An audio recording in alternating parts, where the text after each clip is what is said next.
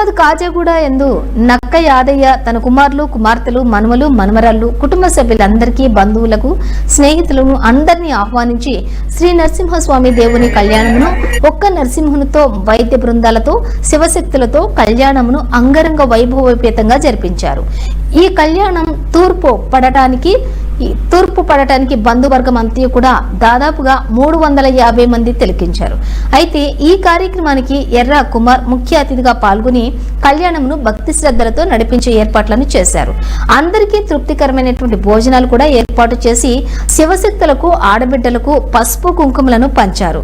యాదయ్య కుమారులందరూ కూడా ఒకే మాటతో ఎర్ర కుమార్ చెప్పిన విధంగా పనిచేస్తూ సంతోషంగా కళ్యాణాన్ని చేసుకుంటూ వచ్చారని, వచ్చిన వారందరూ కూడా ఆ భగవంతుని ఆశీస్సులు పొంది కళ్యాణం బాగా చేశారని పొగడ్తలతోటి చెప్పుకుంటూ వెళ్లిపోయారు। ఇక రిపోర్టర్ బద్రియాచారి।